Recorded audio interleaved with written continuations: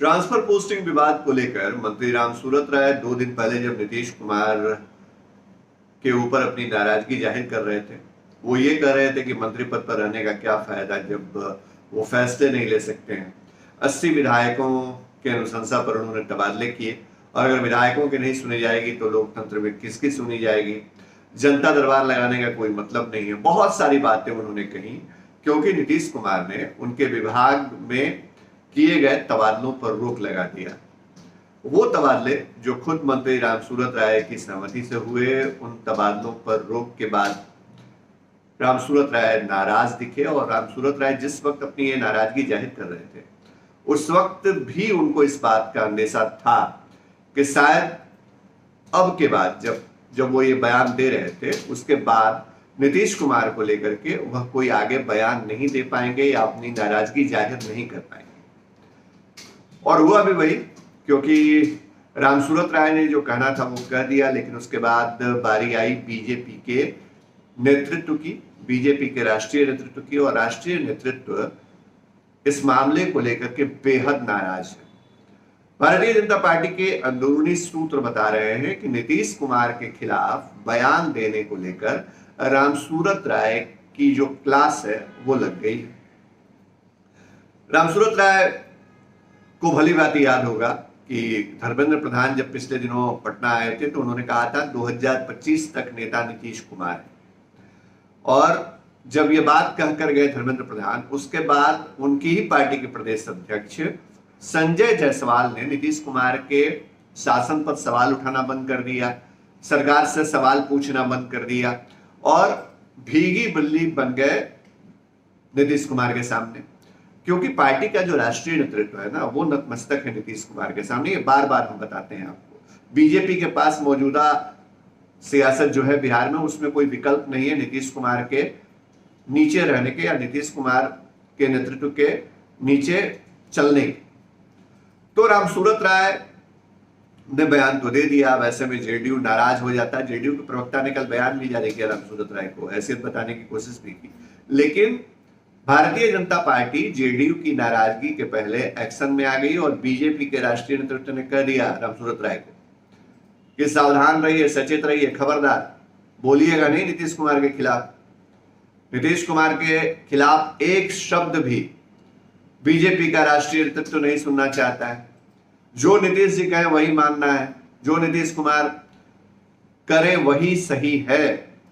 भले ही बीजेपी के जो मंत्री हैं नीतीश कुमार के कैबिनेट में, उनको जलील होना पड़े, उनके फैसले बार बार बदल दिए जाएं। तो क्लास लग गई और तारकिशोर प्रसाद जो डिप्टी सीएम है वो कल पहुंचे थे राम सूरत राय के घर पे। वहां मुलाकात भी हुई दोनों नेताओं के बीच, तकरीबन आधे घंटे 40 मिनट तक बंद कमरे में। अंदर क्या बात हुई, ऐसा नहीं है कि राम सूरत राय को मान मनोबल या मनाने या किसी और तरह की उनसे आरजू मिन्नतें हुई। मैसेज दिया गया, सीधा मैसेज कि खबरदार, आपको नीतीश कुमार के खिलाफ कुछ भी नहीं बोलना है।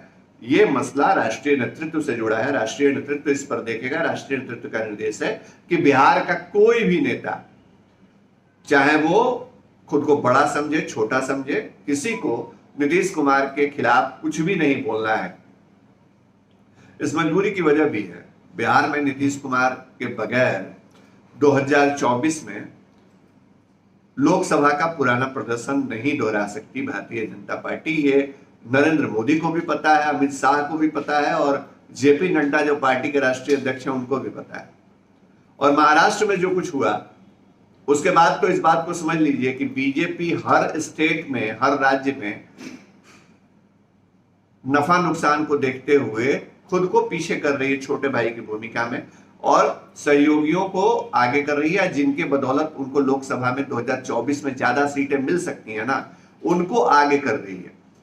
तो नीतीश कुमार के साथ मिलकर, जब एनडीए के साथ मिलकर बीजेपी ने चुनाव लड़ा 2019 में, तो 40 में से 39 सीटों पे कब्जा हुआ। ये प्रदर्शन दोहराना आसान नहीं है, लेकिन बीजेपी ये नहीं चाहती कि वो 10 या 12 सीटों पे सिमट जाए और नीतीश कुमार साथ छोड़ के चले जाए 2024 में। तो दिल्ली में नरेंद्र मोदी की सरकार नहीं रहेगी, केंद्र में वापसी नहीं होगी, तो बाकी राज्यों का तो छोड़ दीजिए।